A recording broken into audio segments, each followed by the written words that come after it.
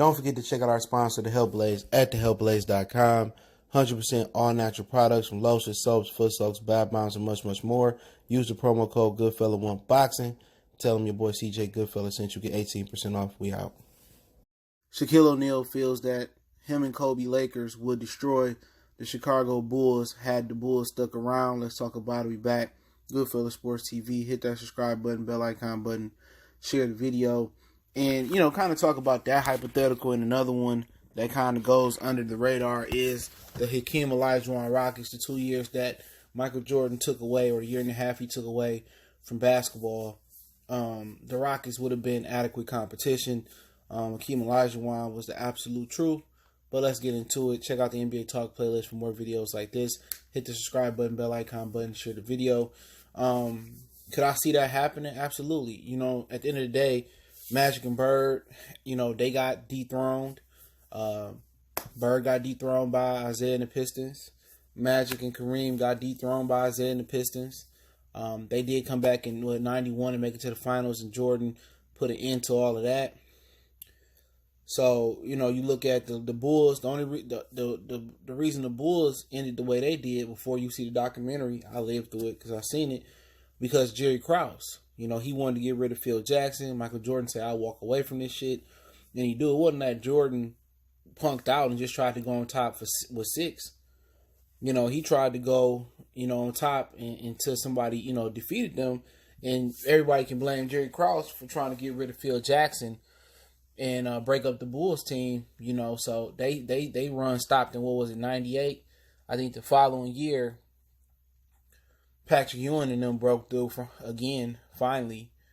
And they lost to the Tim Duncan, David Robinson, San Antonio Spurs in the NBA lockout year.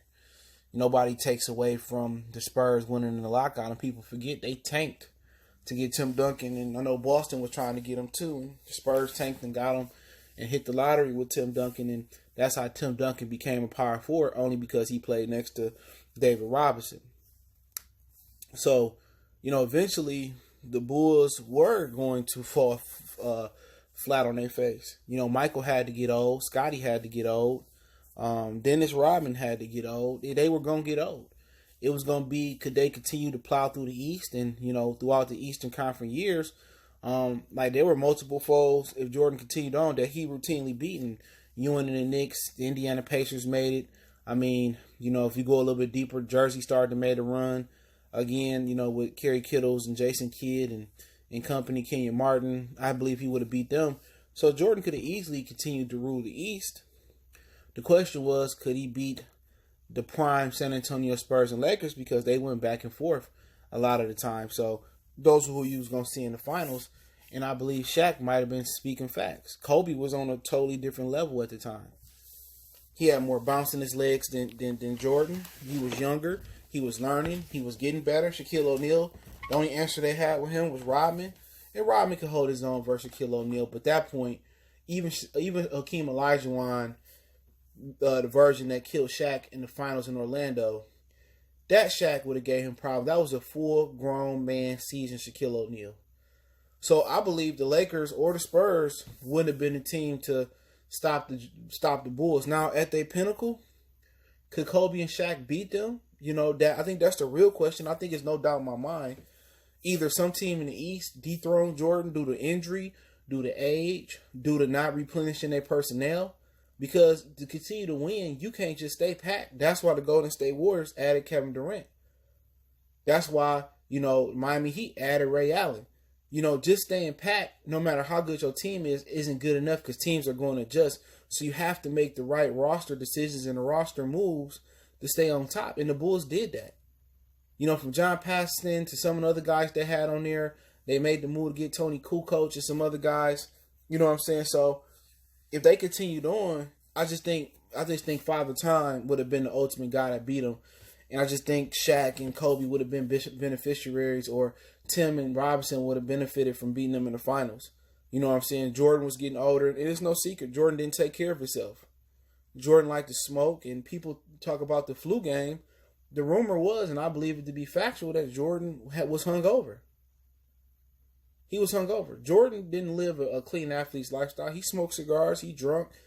He smokes, he partied and stuff of that nature, got drunk, and he went out there and the media spent it, to make it seem like he had the flu, but he was drunk.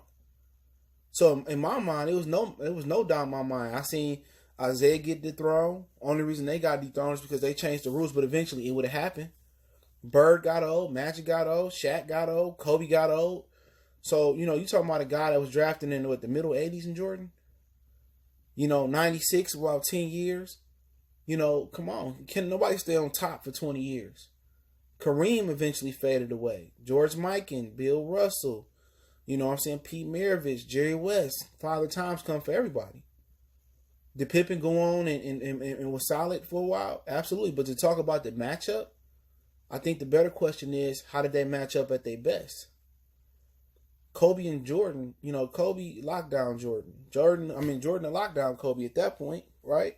They best.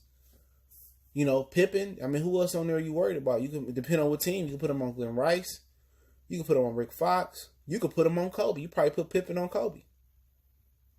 You know what I'm saying? And have Jordan help on a double team with Shaq. People say, what was the answer for Shaq? Bill Cartwright, Luke Longley, Wellington, I think it was, and also Rodman. Rodman can hold on a little bit. You know what I'm saying? So at their best, they matched up well. The reason why the Bulls matched up so well is because they had shooting with Steve Kerr. Kukoc can shoot the ball. Jordan can shoot it if he want to. Scotty can occasionally shoot him. But the best thing about that team was the ability to defend. Their defense was elite. They would have helped on Shaq. They would have had a game plan to collapse on Shaq. The triangle offense, the ability for Jordan to score, and you couldn't touch Jordan. Jordan posting up, they would have to respect Jordan in the post just as much as Shaq. It might sound crazy. And they defended at a very, very high level. They was one of the best. They was probably the greatest defensive team up there with the Isaiah Thomas Bad Boys. Because you can switch and on the perimeter, all of them can pick you up. You got two of the greatest defenders of all time. And Scottie Pippen and Dennis Rodman. Dennis Rodman at one point can guard 1 through 5. He is the greatest all-around defender I've seen. The most versatile. Scottie Pippen, I consider him the greatest perimeter defender I've ever seen. Jordan ain't no slouch. He got to be somewhere in the top 8, top 10. So you got 3 top 10 defenders throughout all time. Perimeter, all around. So, like I said before, it's just so many things you can do. So the Bulls at their best and the Lakers at their best, it could be a 7-game series, a 6-game series. I still pick the Bulls. I think the Bulls is still one of the greatest teams ever. People say, well, Jordan didn't beat Magic, he didn't beat Bird. Yeah, that was in the middle of their height, of their peak. It takes time to build a championship team, a real championship team. If you ain't a big market like Boston or the Lakers. See, the Lakers was able to simulate it twice. They was able to catch light in the bottle a couple times. They was able to get Kareem, from Milwaukee. They drafted Magic. It just fell into line. They had drafted Worthy. Guys like Michael Cooper, Byron Scott down the line. Then eventually they was able to get Shaq a free agent. They drafted Kobe. You know what I'm saying? You see, later on, they was able to get Gasol, Elo, Lamar Odom, Kobe. So when you are the LA and Boston, you're one of those teams. It's easy to rebuild because the NBA wants you to rebuild. The NBA needs Boston and LA in their mind for the ratings to be good. When you're a market like Chicago is not a small market in the sense of population, but it's a small market in the NBA. The NBA doesn't need Chicago to be great year in and year out. Chicago ain't been great a long time. It hasn't hurt the NBA ratings. So Michael, they caught lightning in the bottle with Michael. They can never replicate it again. They can never find another Michael Jordan. They can never make another championship run again without Michael so far. Or couldn't. So, like I said before, if they go Michael and them at their best versus Shaq at their best, I'm taking Michael and them in like 6 or 7 games. Because Shaq and them were still struggling with the Sacramento Kings. Shaq and them were still struggling with the Portland Trailblazers. So you tell me the Bulls can't? And one of the reasons to kind of switch it before I talk a little bit about Hakeem and them and the Bulls. A little bit about the Spurs and the Bulls too. One of the reasons why I like the Bulls, these Bulls, over Golden State and Kevin Durant is because they defended. Had LeBron, Kyrie, and Kevin Love had the defense of Jordan, Pippen, and Rodman, and they was able to defend and play tight defense, LeBron and Cleveland would have beat Golden State Warriors. They just scored, they didn't defend.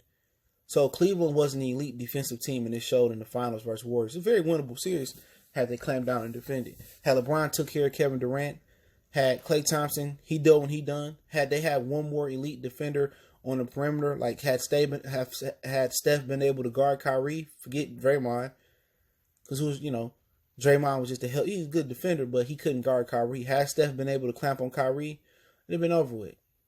LeBron would have won. They just didn't defend. Now I kind of talk about the Bulls and the Rockets a little bit. That'd have been interesting because Hakeem, you can double team Hakeem, but the difference between Hakeem and Shaq was a different dynamic. Hakeem, he gave Shaq the business in Orlando. Okay, Hakeem could shoot the ball. He had footwork. He could deal with the double teams with finesse. He can pass out the double teams. He can handle the ball. He can start off, at mid range and shoot the ball. It's hard to double Hakeem. And if you double Hakeem, he has shooters all the way around. Kenny, Jess Smith, all those guys. So that would have been a different dynamic. That would have been probably the toughest run for Jordan. Didn't happen. He retired. A lot of people had a hypothesis on why he retired. The NBA made him sit down for gambling on basketball games. That was a rumor going out there. But that would have been a tough test for them. That Rockets team was pretty good, but I probably think Jordan would have got over the hump. That probably would have been one or two times. He probably would have won 7. That was a good team, but especially when they got Clyde Drexler the second year, that was a good team. But I still think Jordan would have overcame that. But I do think he would have ended up losing to a Spurs or a Laker team due to age, and it was going to happen. But once again, for the youth, he didn't run out of there. Jerry Krause ran him out of there. So, when you're making that type of money he making off the floor, he didn't need basketball money. He made more money selling shoes than basketball. But as far as the Spurs, they had 2 Twin Towers down there, and they had guys, who could defend on the perimeter. Bruce Bowen. They had some other guys. Eventually, they brought in Tony Parker, depending on what version they played him in. That they probably would have gave them problems too. Spurs team probably would have ended up beating the Bulls team due to them being old. Now, if you say the Spurs they best in the Bulls, it would have been interesting again. You know what I'm saying? You got 2 Twin Towers down there. That probably would have try to deter Jordan from going to the rim a little bit. He had to be mid-range. So I believe, that would have been another tough battle, for the Bulls as well, too. I think they could have overcame it at their best. But looking at them pretty much, going into the 2000s, it was either Lakers, the Spurs, or, due to injury, some random Eastern Conference team was going to beat them. So I agree with Shaq. At one point, they would have sent Jordan crying off the court. At one point, David Robinson, Tim Duncan would have sent Jordan crying going off the court. So that's my opinion on it. Appreciate everybody for checking in. Don't forget, check out our NBA Talk playlist. Don't forget to check out our NBA One-on-One playlist. We do live streams. And check out our Retro Hoop series. We talk about old school basketball. So let me know you guys' opinion in there. Do you think Shaq and Kobe team, had Jordan continued on, if it wasn't for Jerry Krause, would have destroyed the Bulls? What about the Rockets, and etc. Appreciate the love, support. Want to make a donation? Cash App, PayPal description. Social media links in the description. One time for the one time. Love to hear your comment. We go.